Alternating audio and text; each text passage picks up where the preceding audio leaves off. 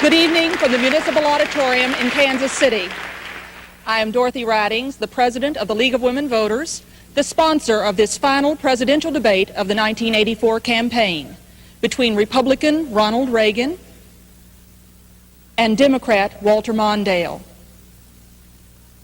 Our panelists for tonight's debate on defense and foreign policy issues are Georgie Ann Geyer, syndicated columnist for Universal Press Syndicate; Marvin Kalb, chief diplomatic correspondent for NBC News; Morton Kondracki, executive editor of the New Republic magazine; and Henry Truitt, diplomatic correspondent for the Baltimore Sun.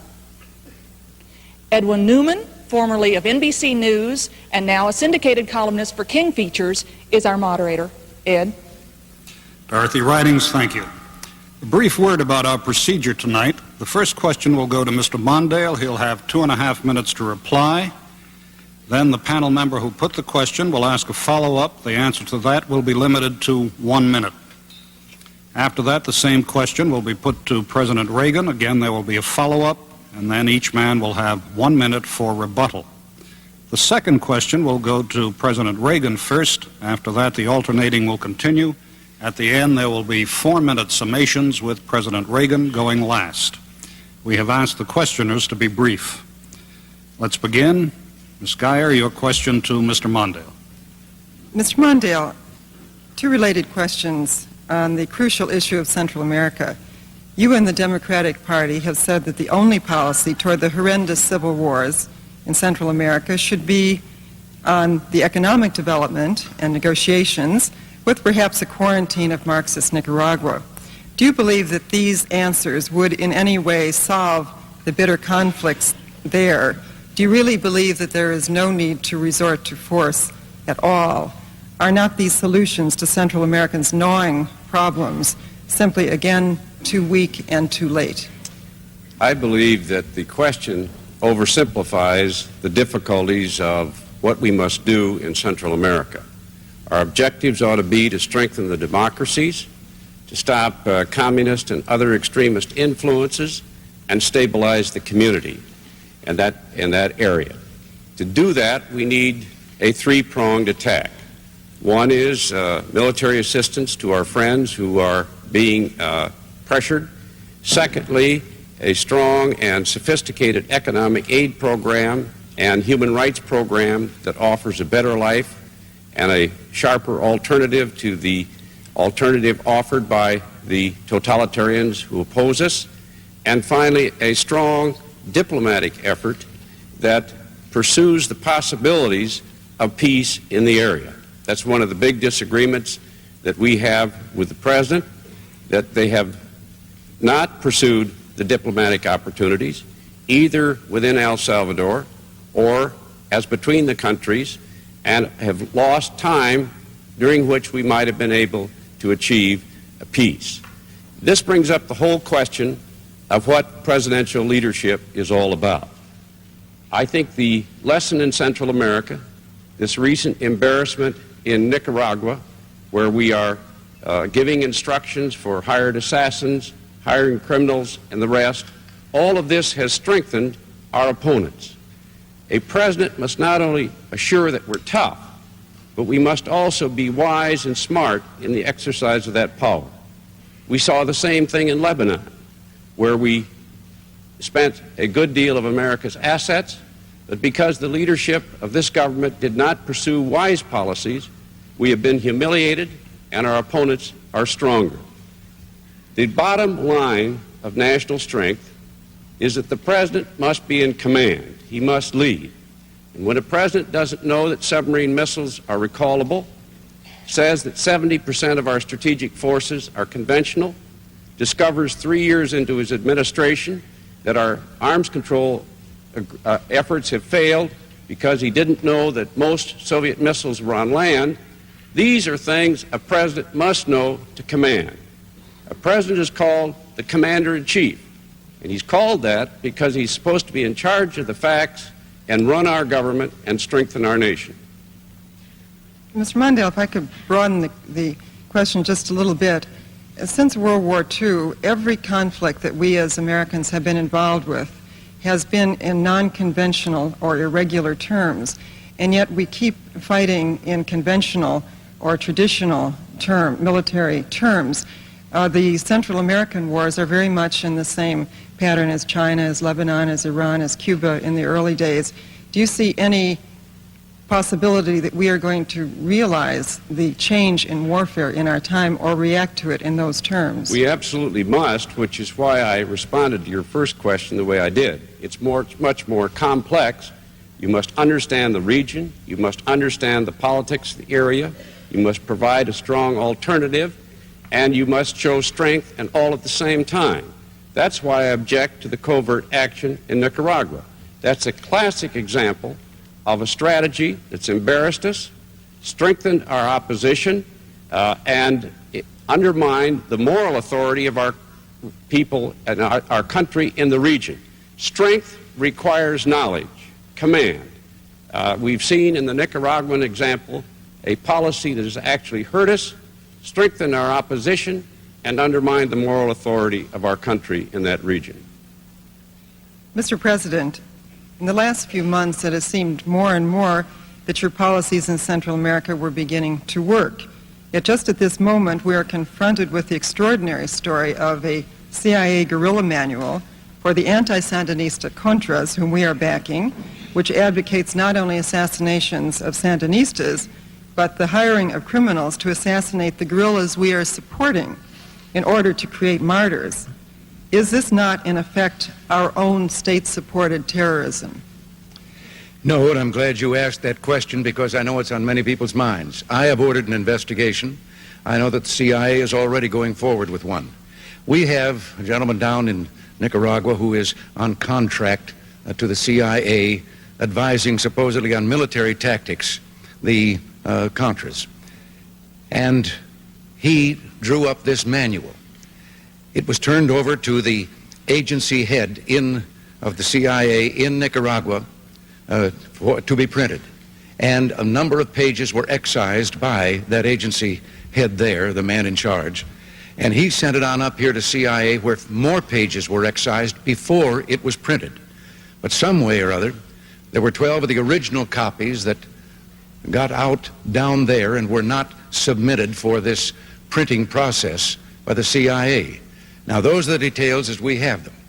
And as soon as we have an investigation and find out where any blame lies for the few that did not get excised or changed, we certainly are going to do something about that. We'll take the proper action at the proper time. I was very interested to hear about Central America and our process down there, and I thought for a moment that instead of a debate, I was going to find Mr. Mondale in complete agreement with what we're doing, because the plan that he has outlined is the one we've been following for quite some time, including diplomatic processes throughout Central America and working closely with the Contadora group. So I can only tell you about the manual that we're not in the habit of assigning guilt before there has been proper evidence produced and proof of that guilt. But if guilt is established, whoever is guilty, we will treat with that situation then, and they will be removed. Well, Mr. President, you are implying then that the CIA in Nicaragua is directing the Contras there. I'd also like to ask whether having the CIA investigate its own manual in such a sensitive area is not sort of like sending the fox into the chicken coop a second time. I'm afraid I misspoke when I said a CIA head in Nicaragua. There's not someone there directing all of this activity.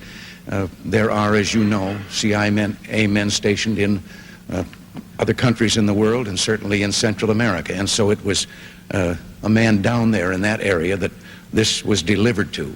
And he recognized that what was in that manual was direct contravention of my own executive order in December of 1981, that we would have nothing to do with regard to political assassinations. Mr. Mondale, your rebuttal. What is a president charged with doing when he takes his oath of office? He raises his right hand and takes an oath of office to take care to faithfully execute the laws of the land. The president can't know everything, but a president has to know those things that are essential to his leadership and the enforcement of our laws. This manual, several thousands of which were produced, was distributed ordering political assassinations, hiring of criminals, and other forms of terrorism. Some of it was excised, but the part dealing with political terrorism was continued. How can this happen? How can something this serious occur in an administration and have a president of the United States in a situation like this say he didn't know? A president must know these things. I don't know which is worse, not knowing or knowing and not stopping it. And what about the mining of the harbors in Nicaragua, which violated international law? This has hurt this country and a president supposed to command. Mr. President, your rebuttal. Yes, I have so many things there to respond to. I'm going to pick out something you said earlier. You've been all over the country repeating something that I will admit the press has also been repeating, that I believed that nuclear missiles could be fired and then called back. I never ever conceived of such a thing. I never said any such thing. In a discussion of our strategic arms negotiations, I said that submarines carrying missiles and airplanes carrying missiles were more conventional type weapons, not as destabilizing as the land-based missiles, and that they were also weapons that, or carriers, that if they were sent out and there was a change, you could call them back before they had launched their missiles. But I hope that from here on you will no longer be saying that particular thing, which is absolutely false. How anyone could think that any sane person would believe you could call back a nuclear missile, I think is as ridiculous as the whole concept has been. So thank you for giving me a chance to straighten the record. I'm sure that you'll appreciate that. Mr. Kalb, Mr. Kalb, your question to President Reagan. Mr. President, you have often described the Soviet Union as a powerful, evil empire intent on world domination, but this year you have said, and I quote, "If they want to keep their Mickey Mouse system, that's okay with me." Which is it, Mr. President? Do you want to contain them within their present borders and perhaps try to reestablish détente, or what goes for détente, or do you really want to roll back their empire? I have said on a number of occasions exactly what I believe about the Soviet Union. I retract nothing that I have said. I believe that many of the things they have done are evil in any concept of morality that we have. But I also recognize that as the two great superpowers in the world, we have to live with each other. And I told Mr. Gromyko, we don't like their system, they don't like ours. And we're not going to change their system, and they sure better not try to change ours. But between us, we can either destroy the world or we can save it. And I suggested that certainly it was to their common interest, along with ours, to avoid a conflict and to attempt to save the world and remove the nuclear weapons. And I think that perhaps we established a little better understanding. I think that in dealing with the Soviet Union, one has to be realistic. I know that Mr. Mondale in the past has made statements as if they were just people like ourselves, and if we were kind and good and did something nice, they would respond accordingly. And the result was unilateral disarmament. We canceled the B-1 under the previous administration. What did we get for it? Nothing. The Soviet Union has been engaged in the biggest military buildup in the history of man. At the same time that we tried the policy of unilateral disarmament, of weakness, if you will. And now we are putting up a defense of our own, and I've made it very plain to them. We seek no superiority. We simply are going to provide a deterrent so that it will be too costly for them if they are nursing any ideas of aggression against us. Now, they claim they're not, and I made it plain to them, we're not. But there's been no change in my attitude at all. I just thought when I came into office it was time that there was some realistic talk to and about the Soviet Union. And we did get their attention. Mr. President, perhaps the other side of the coin, a related question, sir. Since World War II, the vital interests of the United States have always been defined by treaty commitments and by presidential proclamations. Aside from what is obvious, such as NATO, for example, which countries, which regions in the world do you regard as vital national interests of this country, meaning that you would send American troops to fight there if they were endangered? Well, now, you've added a hypothetical there at the end, Mr. Kelb, about that, where we would send troops in to fight. I am not going to make the decision as to what the tactics could be, but obviously there are a number of areas in the world that are of importance to us. One is the Middle East, and that is of interest to the whole Western world and the industrialized nations because of the great supply of energy upon which so many depend there. Our neighbors here in America are vital to us. We're working right now and trying to be of help in Southern Africa with regard to the independence of Namibia and the removal of the Cuban surrogates, the thousands of them, from Angola. So I can say there are a great many interests. I believe that we have a great interest in the Pacific Basin. That is where I think the future of the world lies. But I am not going to pick out one and in advance hypothetically say, oh yes, we would send troops there. I don't want to send troops Mr. President. anyplace. Sorry, your time was up. Mr. Mondale, you have described the Soviet leaders as, and I'm quoting, cynical, ruthless, and dangerous, suggesting an almost total lack of trust in them. In that case, what makes you think that the annual summit meetings with them that you've proposed will result in agreements that would satisfy the interests of this country? Because the only type of agreements to reach with the Soviet Union are the types that are specifically defined so we know exactly what they must do, subject to full verification, which means we know every day whether they're living up to it, and follow-ups wherever we find suggestions that they're violating it, and the strongest possible terms. I have no illusions about the Soviet Union leadership or the nature of that state. They are a tough and a ruthless adversary, and we must be prepared to meet that challenge, and I would. Where I part with the President is that despite all of those differences, we must, as past presidents before this one have done, meet on the common ground of survival. And that's where the President has opposed practically every arms control agreement by every president of both political parties since the bomb went off. And he now completes this term with no progress toward arms control at all, but with a very dangerous arms race underway instead. There are now over 2,000 more warheads pointed at us today than there were when he was sworn in, and that does not strengthen us. We must be very, very realistic in the nature of that leadership, but we must grind away and talk to find ways to reducing these differences, particularly where arms races are concerned and other dangerous exercises of Soviet power.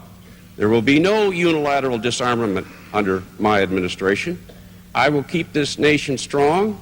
I understand exactly what the Soviets are up to, but that too is a part of national strength.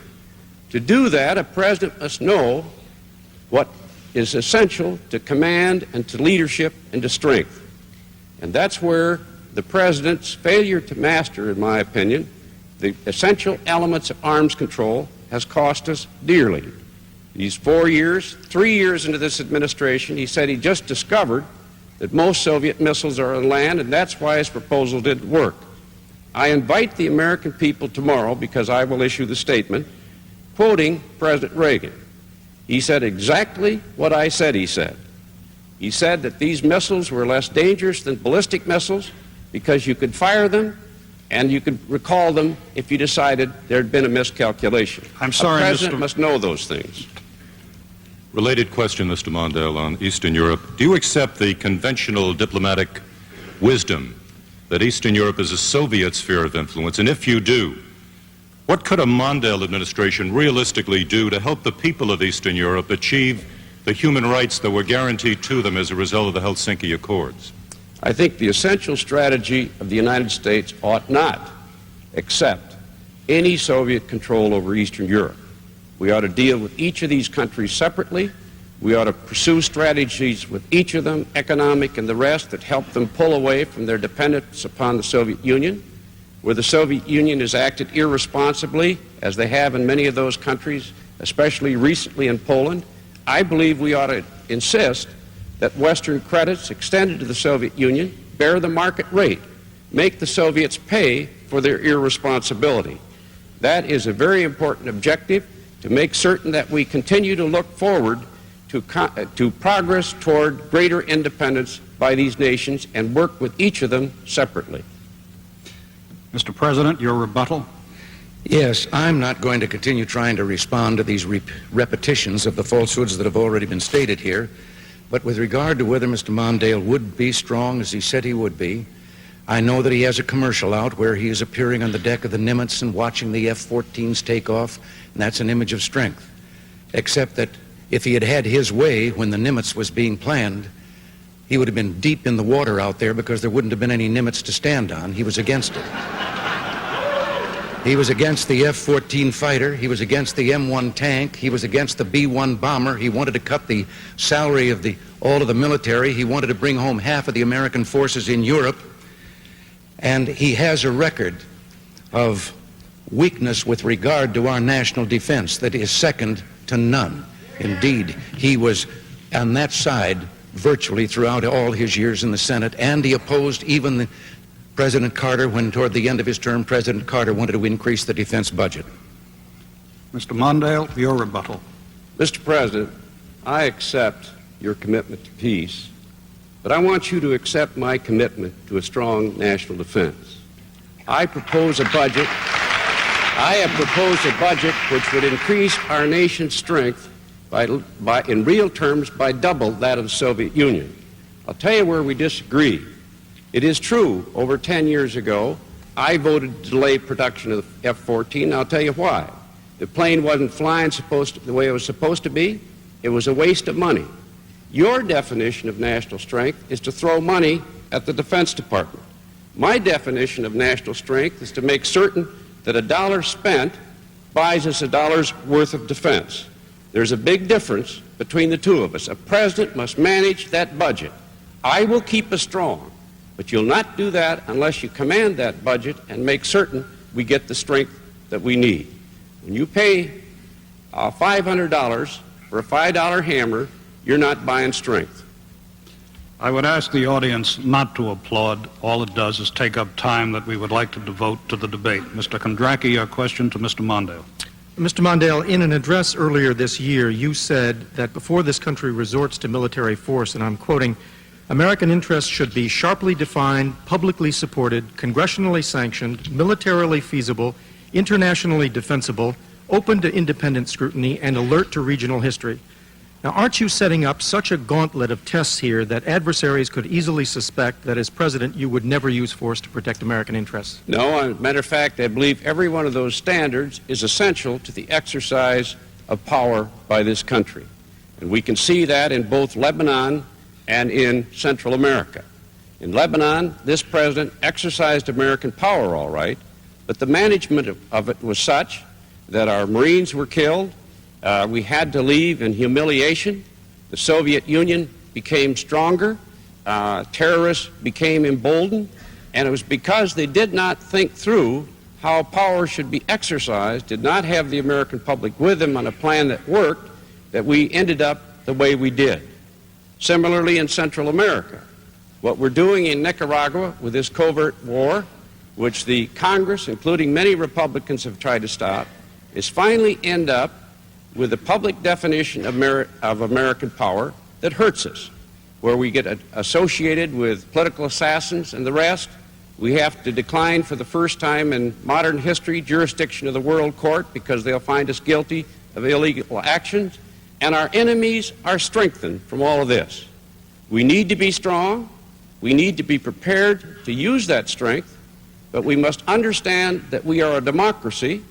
We are a government by the people, and when we move, it should be for very severe and extreme reasons that serve our national interest and end up with a stronger country behind us. It is only in that way that we can persevere.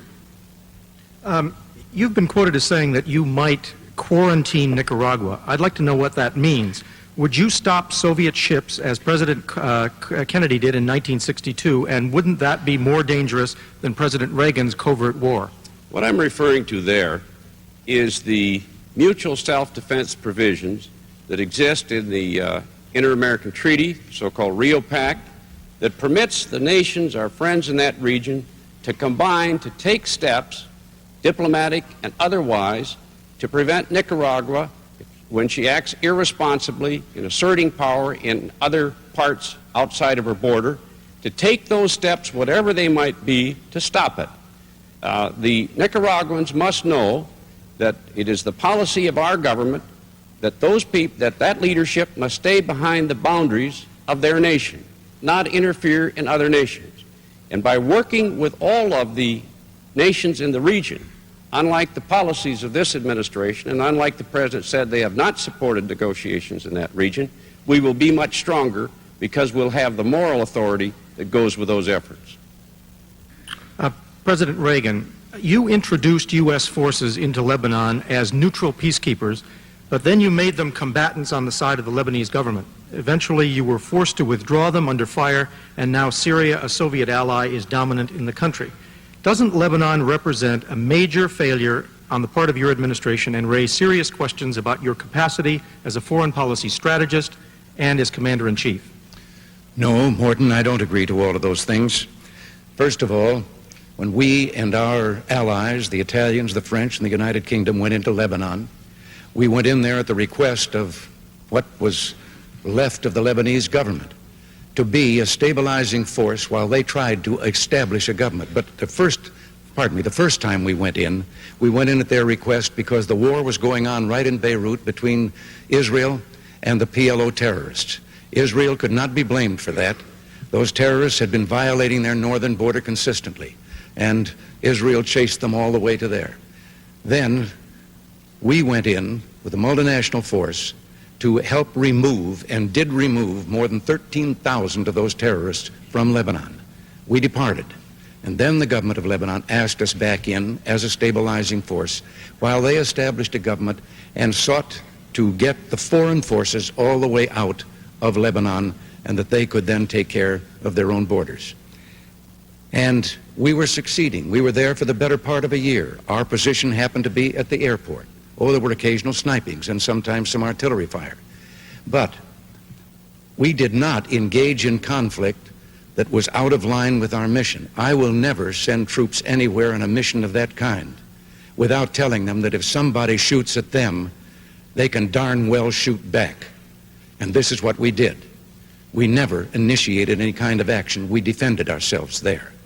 But we were succeeding to the point that the Lebanese government had been organized. If you will remember, there were the meetings in Geneva in which they began to meet with the hostile factional forces and try to put together some kind of a peace plan. We were succeeding, and that was why the terrorist acts began. There are forces there, and that includes Syria in my mind, who don't want us to succeed, who don't want that kind of a peace with a dominant Lebanon dominant over its own territory. And so the terrorist acts began and led to the one great tragedy when they were killed in that suicide bombing of the building. Then the multilateral force withdrew for only one reason. We withdrew because we were no longer able to carry out the mission for which we had been sent in. But we went in the interest of peace and to keep Israel and Syria from getting into the sixth war between them. And I have no apologies for our going on a peace mission. Mr. President, 4 years ago, you criticized President Carter for ignoring ample warnings that our diplomats in Iran might be taken hostage.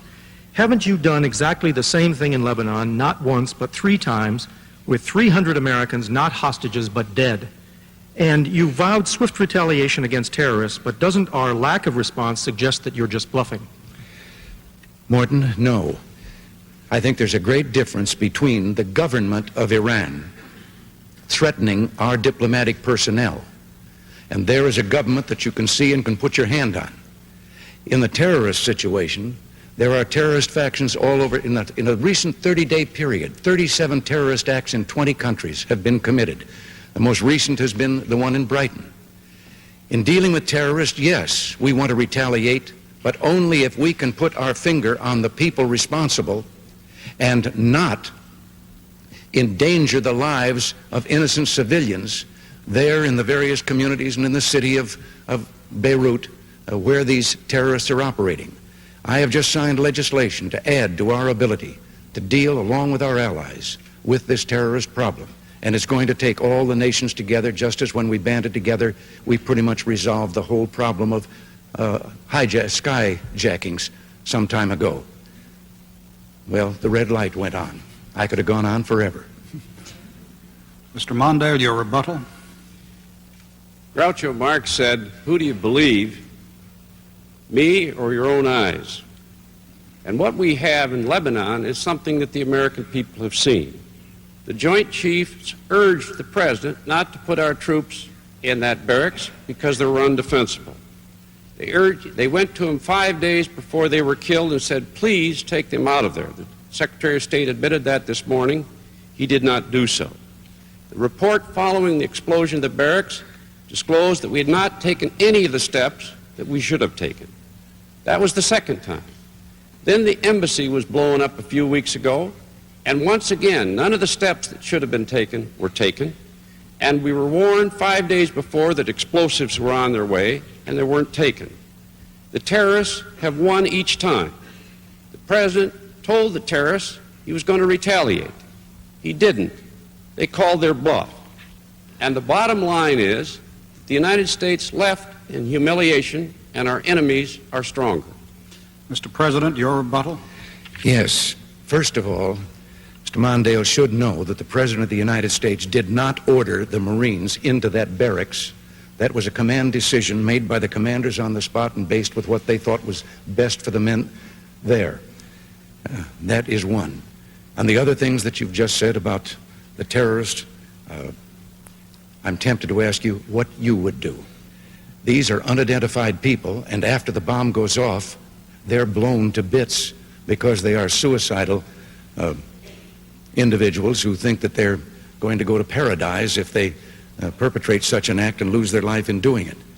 We are going to, as I say, we're busy trying to find the centers where these operations stem from, and retaliation will be taken. But we are not going to simply kill some people to say, "Oh, look, we got even."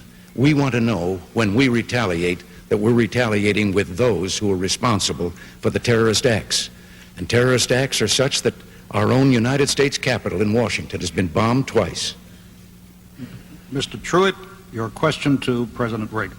Mr. President, I want to raise an issue that I think has been lurking out there for 2 or 3 weeks and cast it specifically in national security terms. You already are the oldest president in history, and some of your staff say you were tired after your most recent encounter with Mr. Mondale. I recall yet that President Kennedy had to go for days on end with very little sleep during the Cuba Missile Crisis. Is there any doubt in your mind that you would be able to function in such circumstances? Not at all, Mr. Truitt, and I want you to know that also I will not make age an issue of this campaign. I am not going to exploit for political purposes my opponent's youth and inexperience.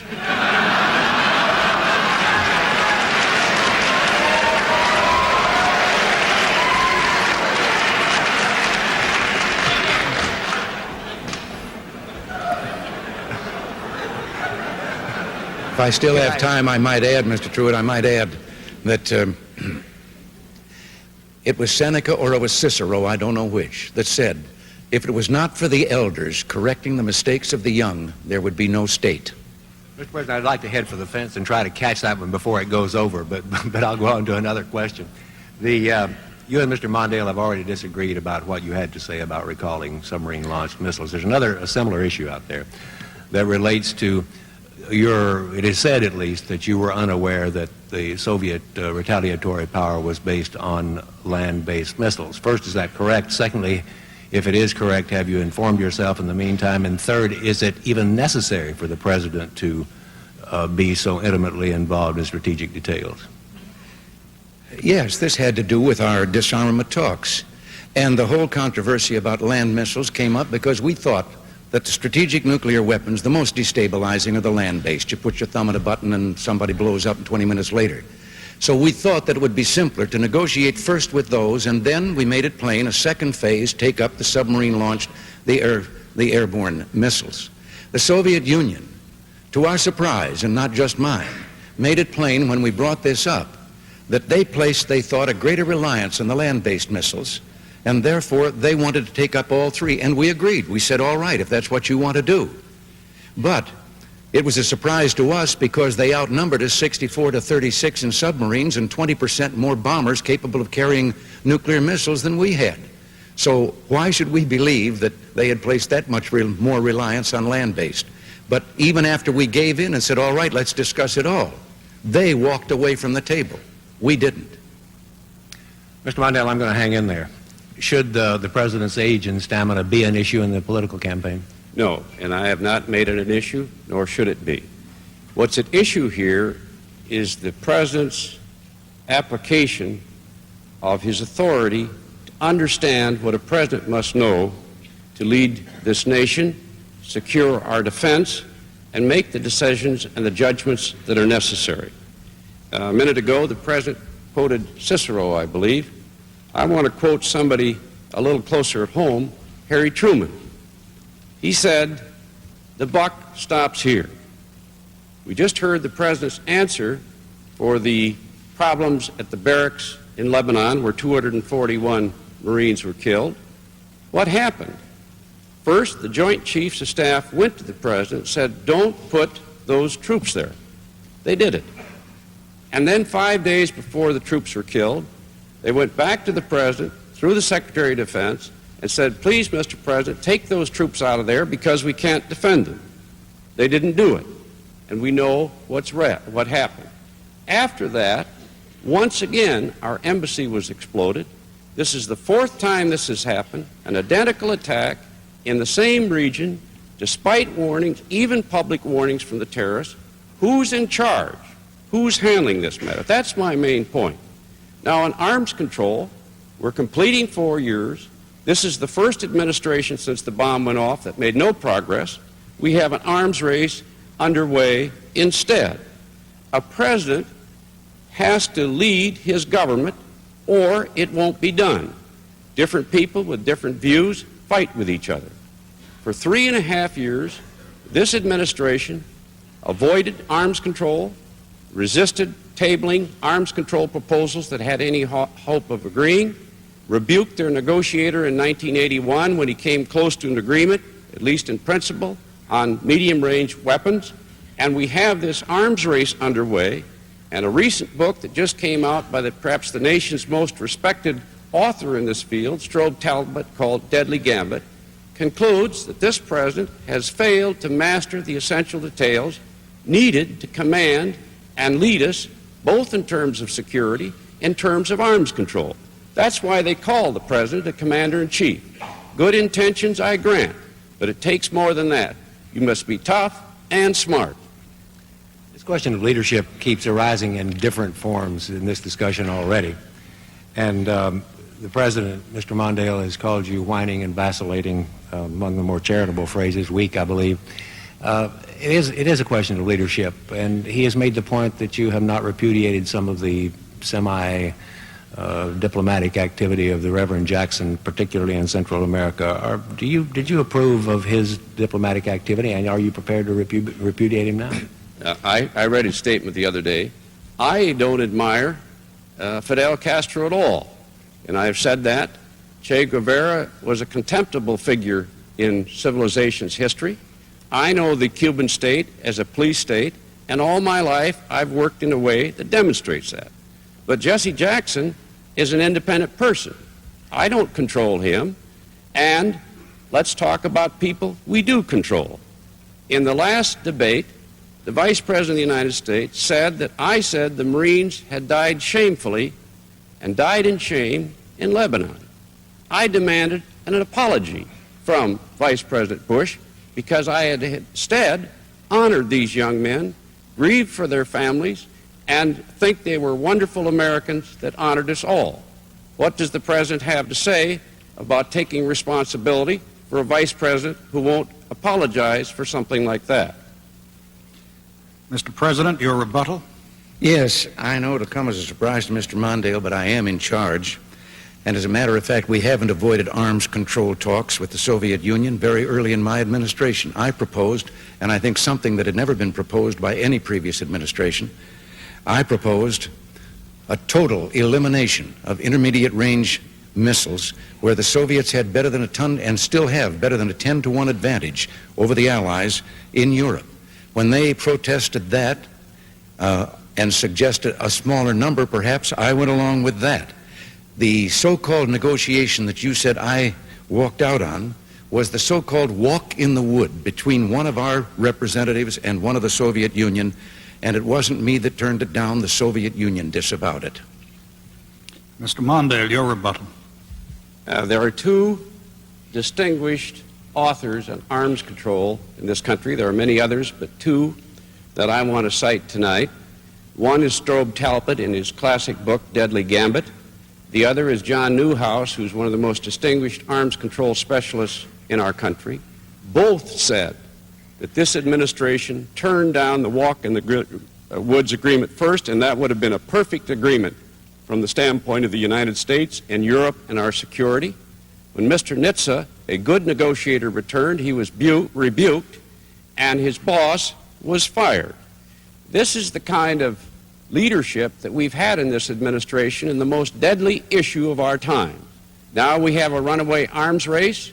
All they've got to show for 4 years in U.S.-Soviet relations is one meeting in the last weeks of an administration and nothing before. They're tough negotiators, but all previous presidents have made progress. This one has not. Ms. Geyer, your question to Mr. Mondale.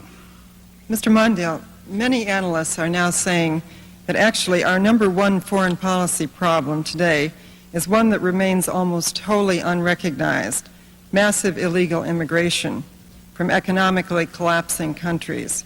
They are saying that it is the only real territorial threat to the American nation state. You yourself said in the 1970s that we had a, quote, hemorrhage on our borders, unquote. Yet today you have backed off any immigration reform, such as the balanced and highly crafted Simpson-Mazzoli bill. Why? What would you do instead today, if anything? This is a very serious problem in our country, and it has to be dealt with. I object to that part of the Simpson-Mazzoli bill, which I think is very unfair and would prove to be so. That is the part that requires employers to determine the citizenship of an employee before they're hired. I am convinced that the result of this would be that people who are Hispanic, people who have different languages or speak with an accent, would find it difficult to be employed. I think that's wrong. We've never had citizenship tests in our country before, and I don't think we should have a citizenship card today. That is counterproductive. I do support the other aspects of the Simpson-Mazzoli bill that strengthen enforcement at the border, strengthen other ways of dealing with undocumented workers in this difficult area, and dealing with the problem of settling people who have lived here for many, many years and do not have an established status. I have further strongly recommend that this administration do something that is not done, and that is to strengthen enforcement at the border, strengthen the officials in this government that deal with undocumented workers, and to do so in a way that's responsible and within the Constitution of the United States.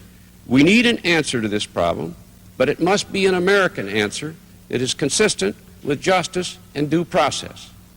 Everyone in this room practically here tonight is an immigrant. We came here loving this nation, serving it, and it has served all of our most bountiful dreams. And one of those dreams is justice.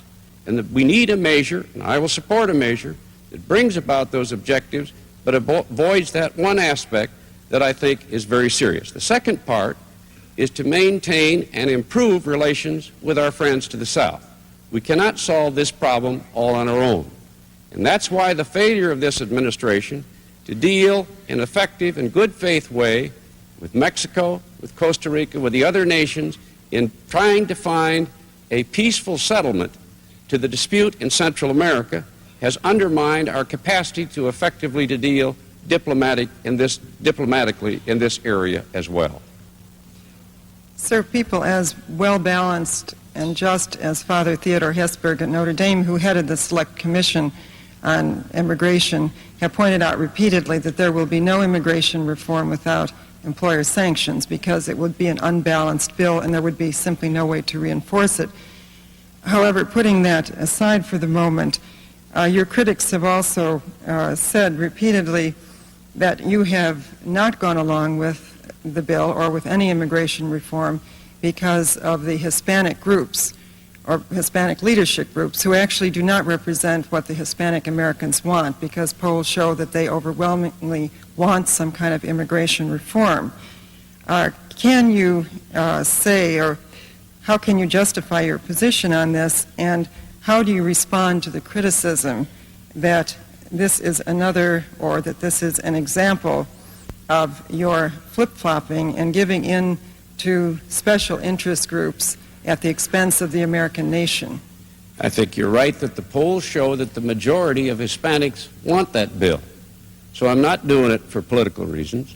I'm doing it because all my life I've fought for a system of justice in this country, a system in which every American has a chance to achieve the fullness in life without discrimination. This bill imposes upon employers the responsibility of determining whether somebody who applies for a job is an American or not. And just inevitably, they're going to be reluctant to hire Hispanics or people with a different accent. If I were dealing with politics here, the polls show the American people want this.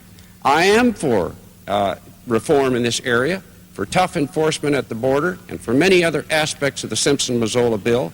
But all my life, I've fought for a fair nation, and despite the politics of it, I stand where I stand, and I think I'm right. And before this fight is over, we're going to come up with a better bill, a more effective bill that does not undermine the liberties of our people. Mr. President, you too have said that our borders are out of control. Yet this fall, you allowed the Simpson-Mazzola bill, which would at least have minimally protected our borders and the rights of citizenship, because of a relatively unimportant issue of reimbursement to the states for legalized aliens. Given that, may I ask, what priority can we expect you to give this forgotten national security element? How sincere are you in your efforts to control, in effect, the nation state that is the United States? Jan, we, believe me, supported the Simpson-Mazzola bill strongly and the bill that came out of the Senate. However, there were things added in the House side that we felt made it less of a good bill, as a matter of fact, made it a bad bill.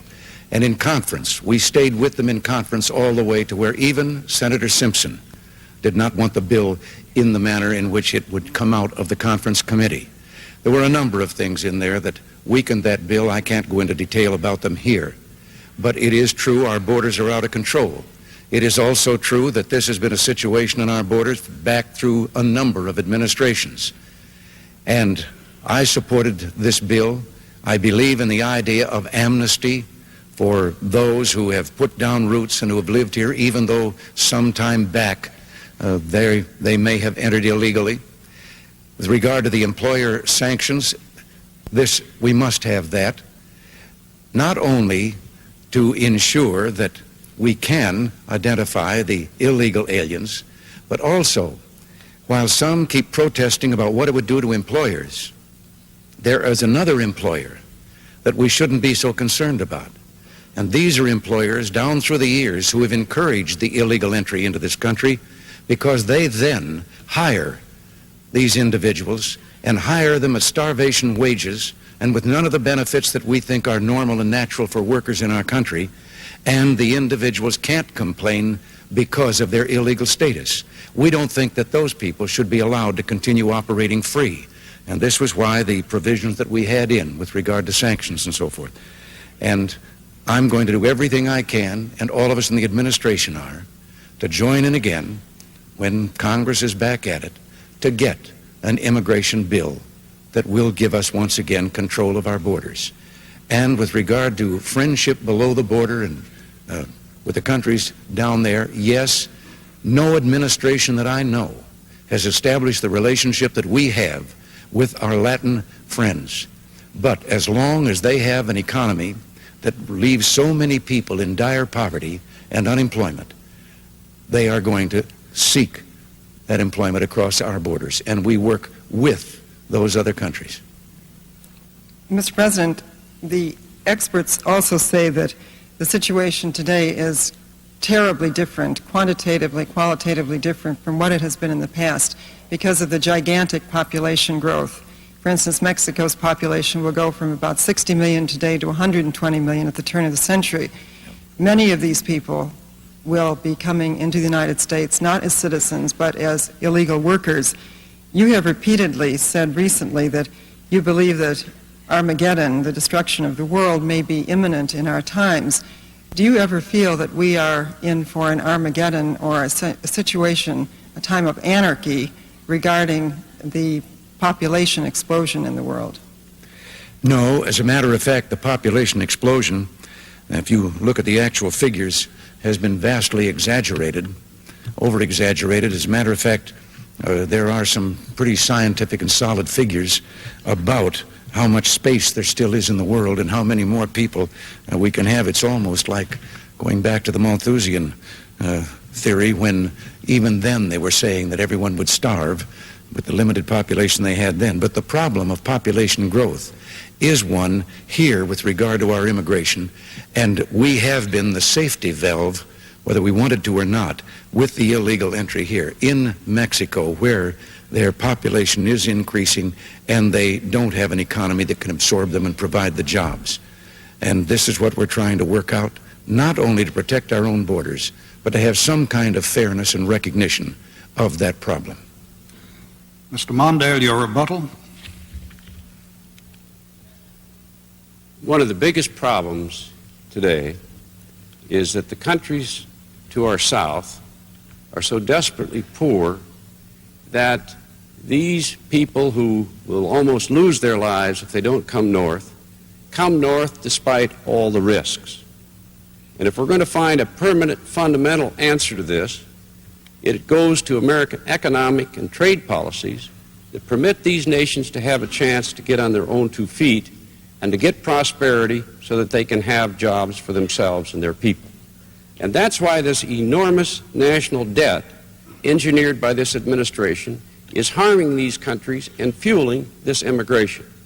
These high interest rates, real rates that have doubled under this administration, have had the same effect on Mexico and so on, and the cost of repaying those debts is so enormous that it results in massive unemployment, hardship, and heartache. And that drives our friends to the north, to the south, up into our region, and we need to end those deficits as well. Mr. President, your rebuttal. Well, my rebuttal is I've heard the national debt blamed for a lot of things, but not for illegal immigration across our border, and it has nothing to do with it. But with regard to these high interest rates, too, at least give us the recognition of the fact that when you left office, Mr. Mondale, they were 21.5, the prime rate. It's now 12.25, and I predict it'll be coming down a little more shortly. So we're trying to undo some of the things that your administration did. Mr.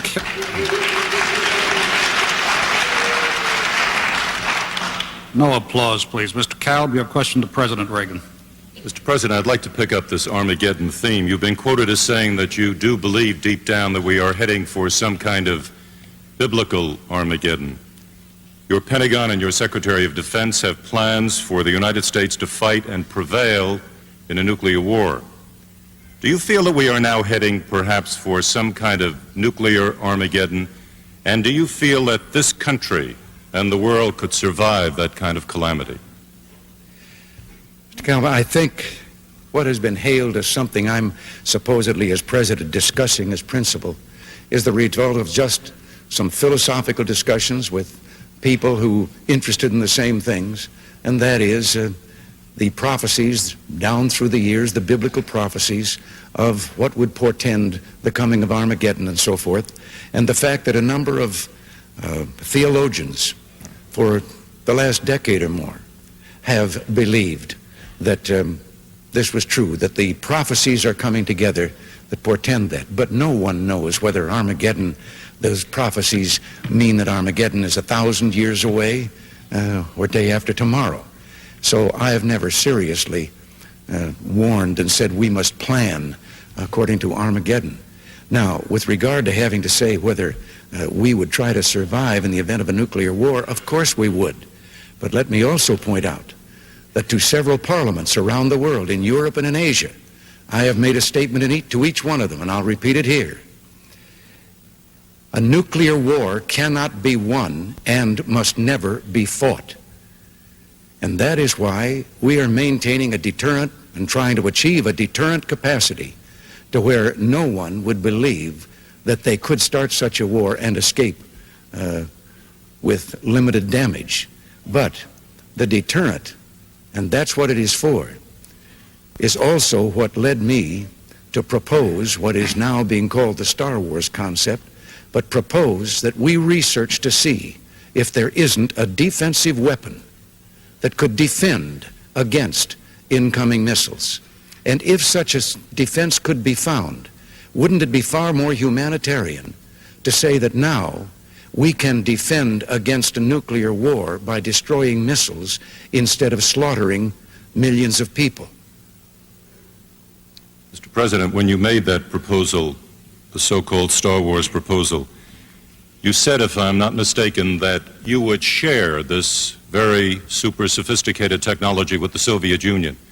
After all of the distrust over the years, sir, that you have expressed towards the Soviet Union, do you really expect anyone to take seriously that offer that you would share the best of America's technology in this weapons area with our principal adversary? Why not? What if we did?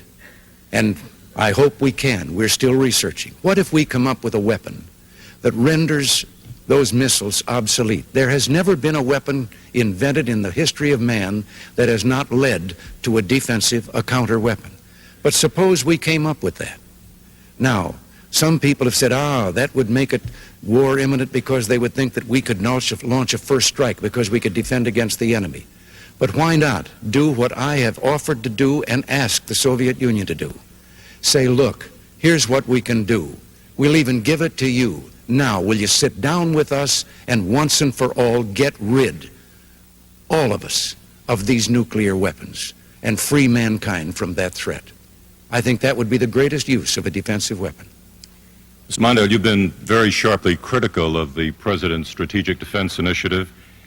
And yet, what is wrong with a major effort by this country to try to use its best technology to knock out as many incoming nuclear warheads as possible? First of all, let me sharply disagree with the President on sharing the most advanced, the most dangerous, the most important technology in America with the Soviet Union.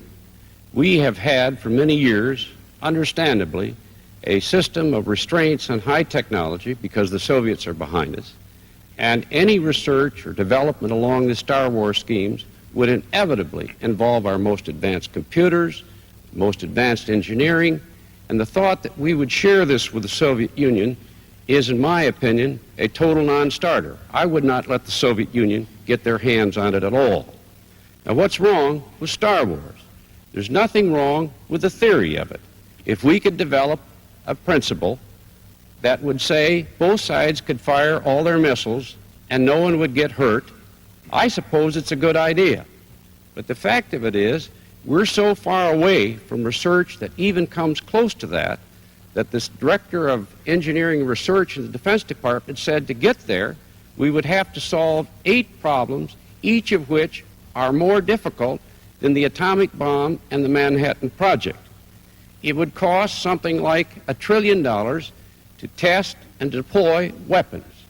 The second thing is, this all assumes that the Soviets wouldn't respond in kind, and they always do. We don't get behind, they won't get behind, and that's been the tragic story of the arms race. We have more at stake in space satellites than they do. If we could stop right now the testing and the deployment of these space weapons, and the President's proposals go clear beyond research. If it was just research, we wouldn't have any argument, because maybe someday somebody will think of something.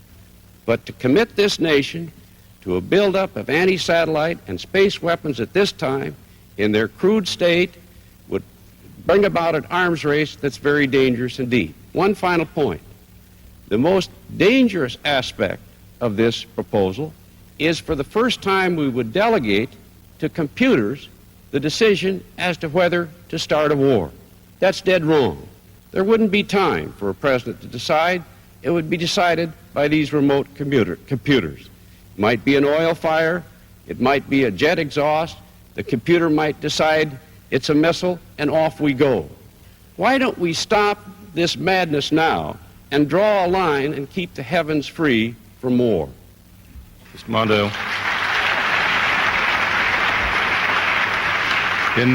In this general area, sir, of arms control, President Carter's national security advisor, Zbigniew Brzezinski, said, quote, "A nuclear freeze is a hoax," unquote. Yet the basis of your arms proposals, as I understand them, is a mutual and verifiable freeze on existing weapon systems. In your view, which specific weapon systems could be subject to a mutual and verifiable freeze, and which could not? Every system that is verifiable should be placed on the table for negotiations for an agreement. I would not agree to any negotiations or any agreement that involved conduct on the part of the Soviet Union that we couldn't verify every day. I would not agree to any agreement in which the United States security interest was not fully recognized and supported. That's why we say mutual and verifiable freezes. Now, why do I support the freeze? Because this ever-rising arms race madness makes both nations less secure. It's more difficult to defend this nation. It is putting a hair trigger on nuclear war. This administration, by going into the Star Wars system, is going to add a dangerous new escalation. We have to be tough on the Soviet Union, but I think the American people and the people of the Soviet Union want it to stop. President Reagan, your rebuttal.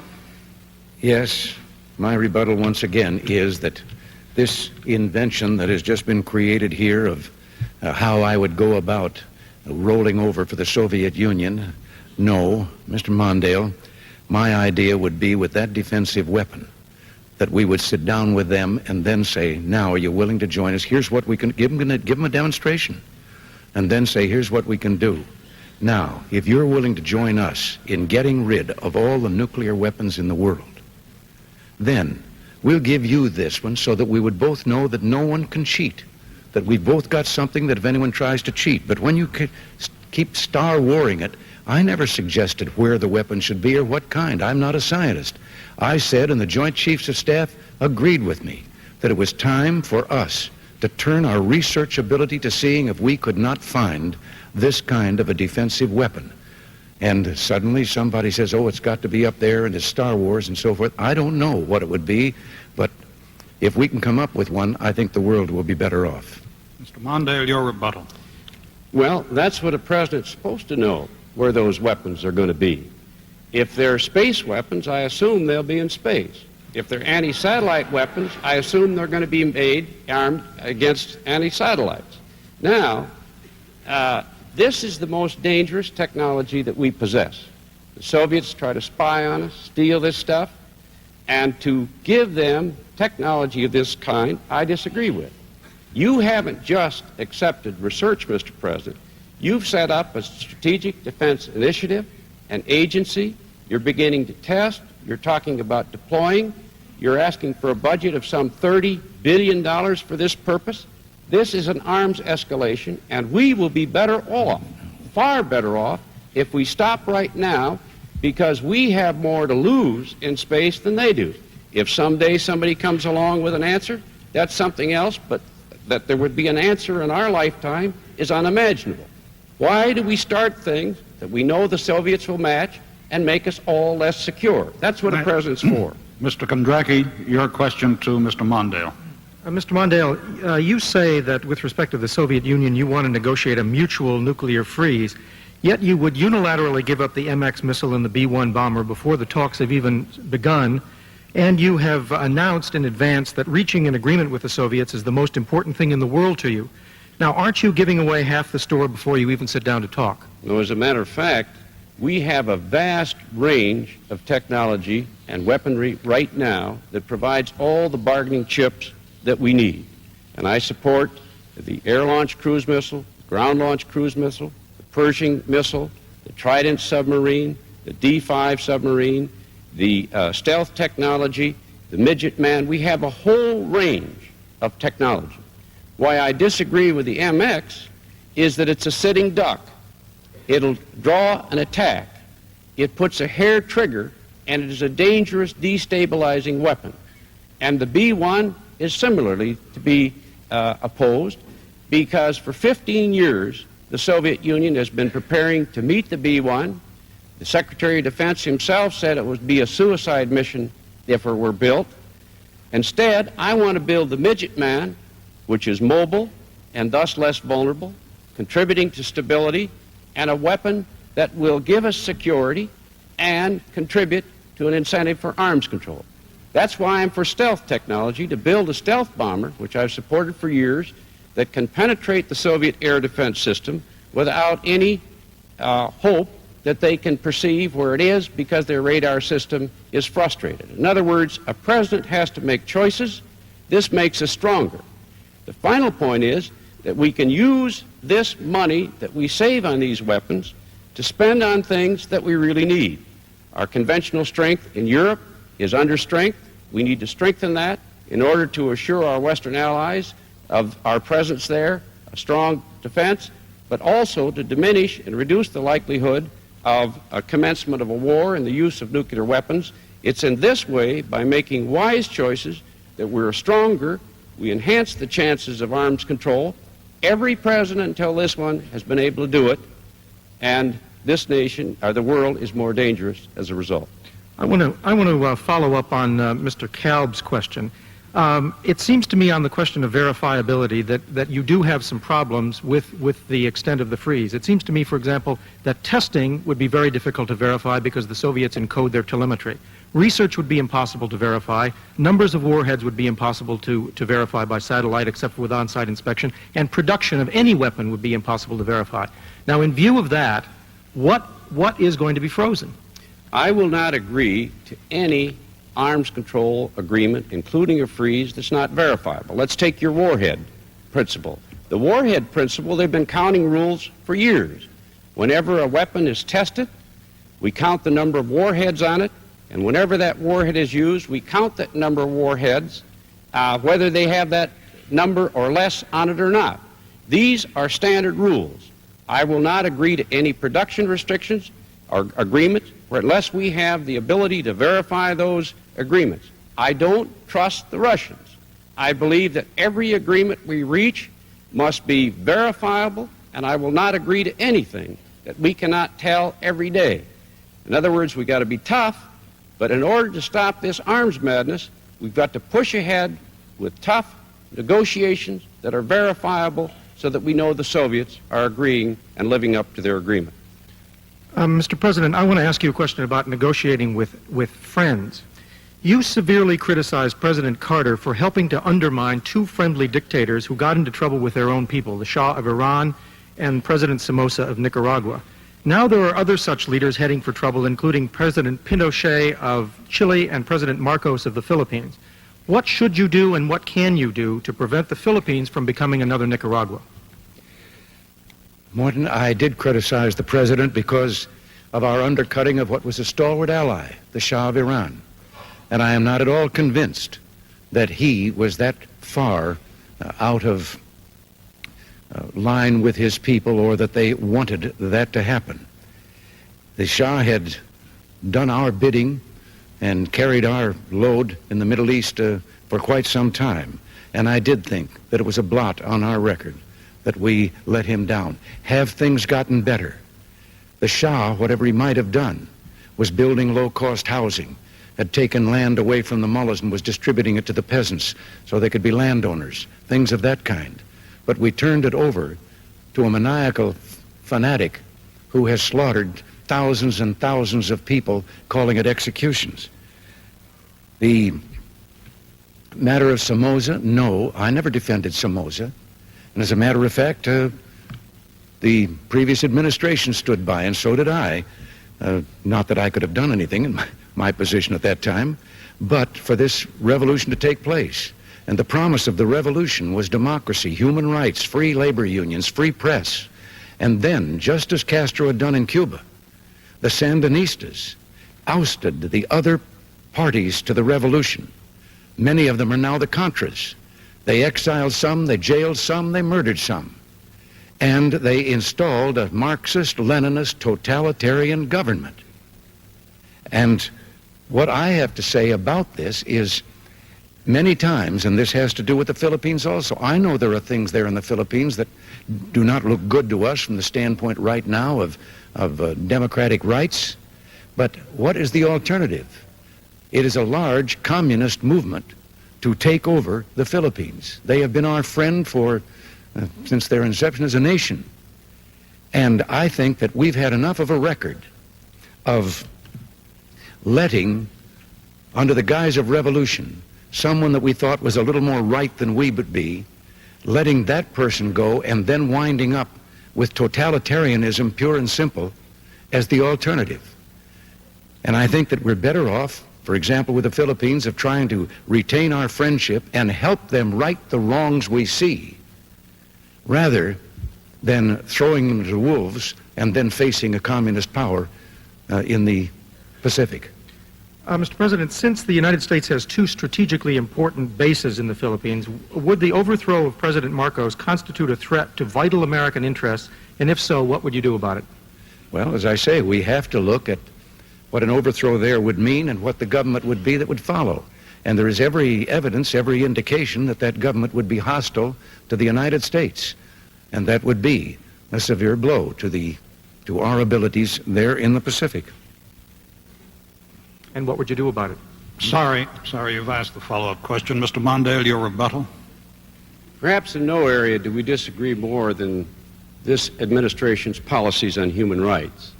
I went to the Philippines as vice president, pressed for human rights, called for the release of Aquino, and made progress that had been stalled on both the Subic and the Clark airfield bases.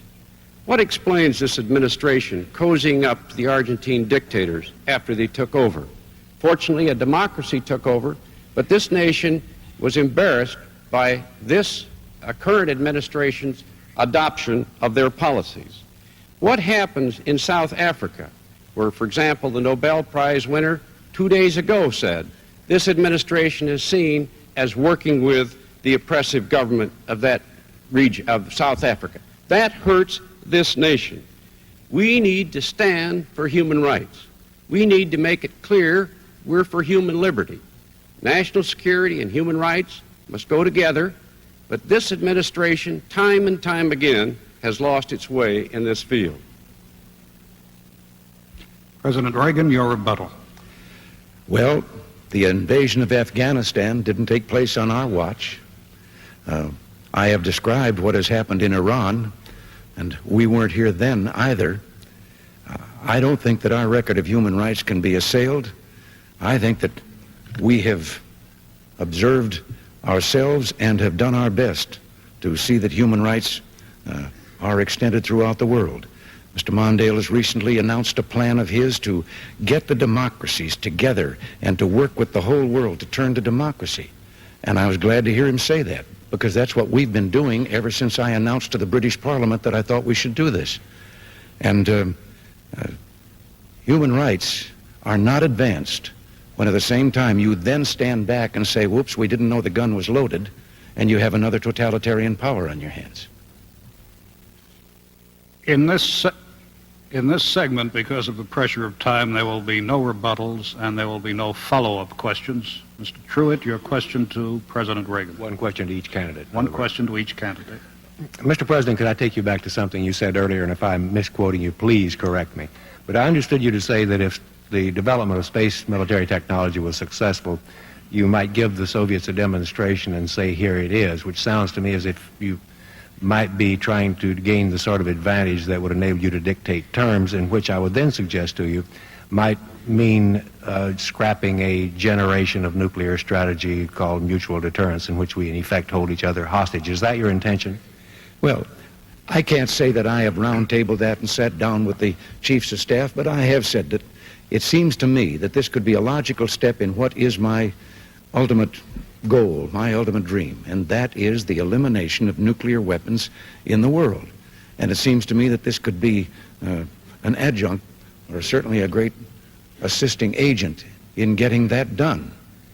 I am not going to roll over, as Mr. Mondale suggests, and give them something that could turn around and be used against us. But I think it's a very interesting proposal to see if we can find, first of all, something that renders those weapons obsolete, incapable of their mission. But Mr. Mondale seems to approve MAD. MAD is mutual assured destruction, meaning if you use nuclear weapons on us, the only thing we have to keep you from doing it is that we'll kill as many people of yours as you'll kill of ours. I think that to do everything we can to find, as I say, something that would destroy weapons and not humans is a great step forward in human rights. Mr. Mondale, could I ask you to address the question of nuclear strategy then?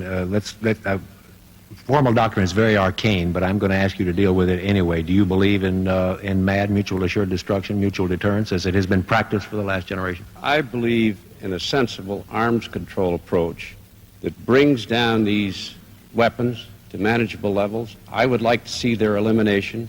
And in the meantime, we have to be strong enough to make certain that the Soviet Union never tempts us. Now here we have to decide between generalized objectives and reality. The President says he wants to eliminate or reduce the number of nuclear weapons. But in fact, these last 4 years have seen more weapons built, a wider and more vigorous arms race than in human history. He says he wants a system that will make nuclear arms wars safe, so nobody's going to get hurt. Well, maybe someday somebody can dream of that. But why start an arms race now? Why destabilize our relationship? Why threaten our space satellites upon which we defend? Why pursue a strategy that would delegate to computers the question of starting a war? A president, to defend this country and to get arms control, must master what's going on. I accept his objective and his dreams, we all do. But the hard reality is that we must know what we're doing and pursue those objectives that are possible in our time. He's opposed every effort of every president to do so, and the 4 years of his administration, he's failed to do so. And if you want a tough president who uses that strength to get arms control and draws the line in the heavens, vote for Walter Mondale. Please, I must again ask the audience not to applaud, not to cheer, not to demonstrate its feelings in any way. We've arrived at the point in the debate now where we call for closing statements. You have the full 4 minutes, each of you. Mr. Mondale, will you go first? I want to thank the League of Women Voters, the good citizens of Kansas City, and President Reagan for agreeing to debate this evening. This evening we talked about national strength. I believe we need to be strong, and I will keep us strong. But I think strength must also require wisdom and smarts in its exercise. That's key to the strength of our nation. A president must know the essential facts essential to command. But a president must also have a vision of where this nation should go.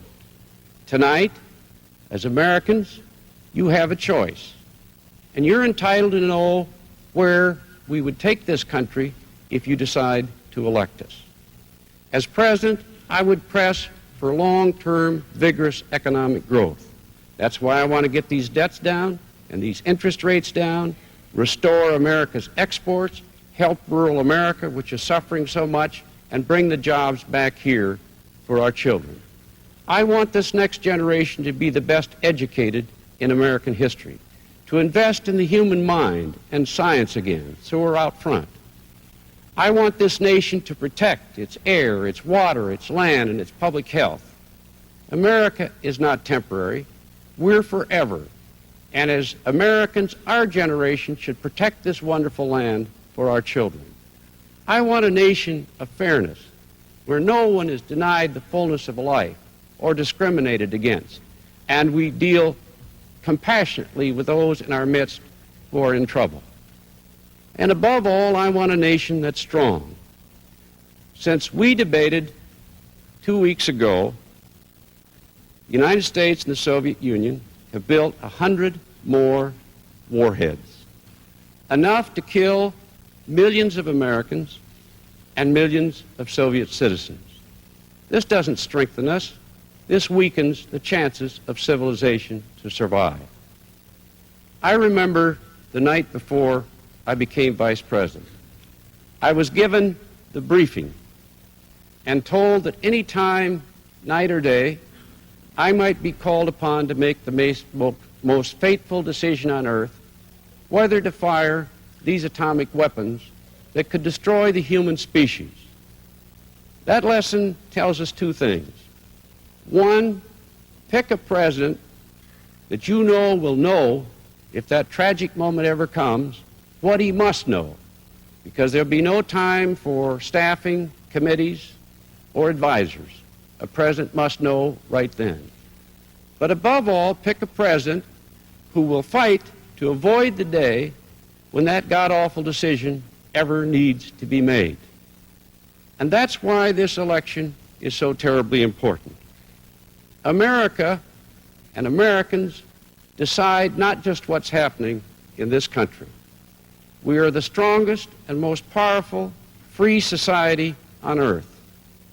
When you make that judgment, you are deciding not only the future of our nation, in a very profound respect, you're deciding the future of the world. We need to move on. It's time for America to find new leadership. Please join me in this cause to move confidently and with a sense of assurance and command to build the blessed future of our nation.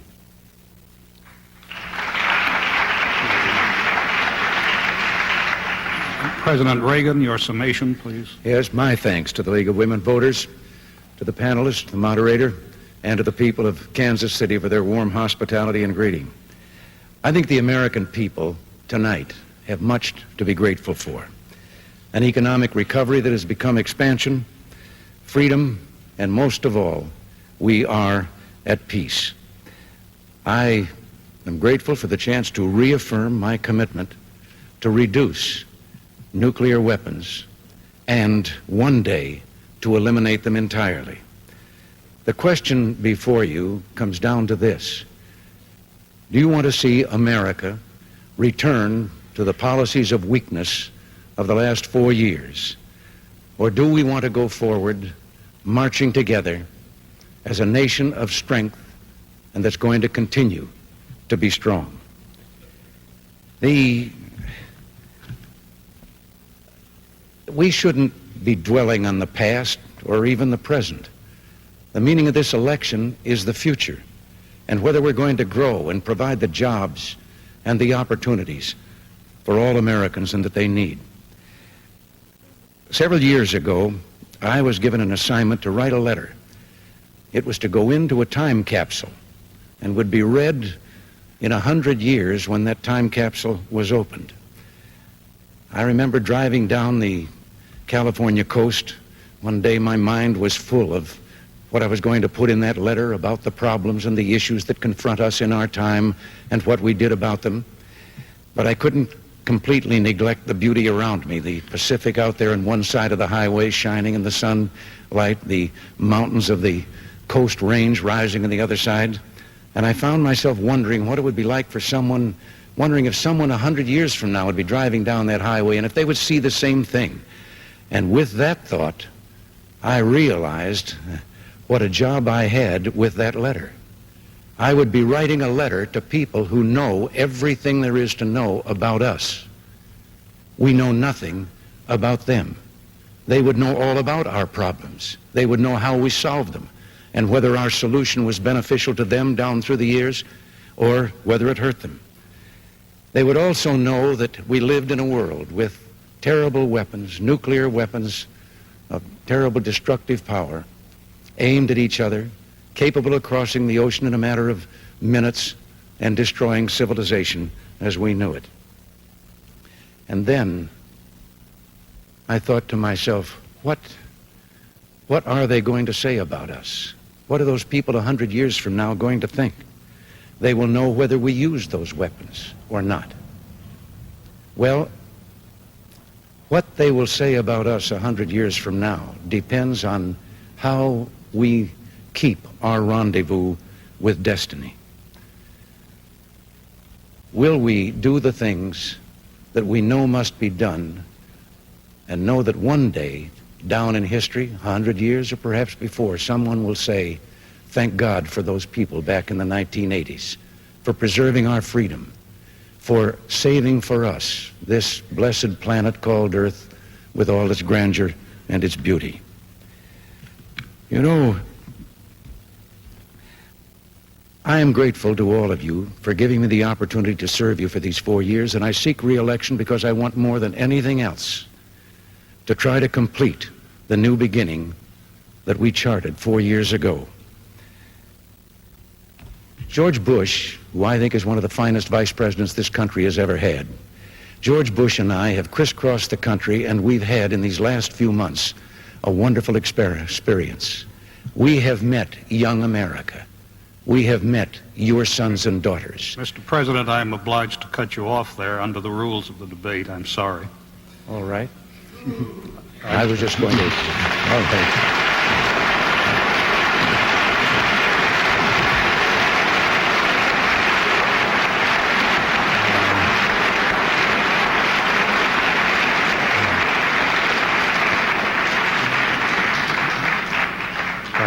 Perhaps I should point out that the rules under which I did that were agreed upon by the two campaigns with the League, as you know, yes. sir. Thank you, Mr. President. Thank you, Mr. Mondale. Our thanks also to the panel. Finally, to our audience, we thank you, and the League of Women Voters asks me to say to you, don't forget to vote on November 6th.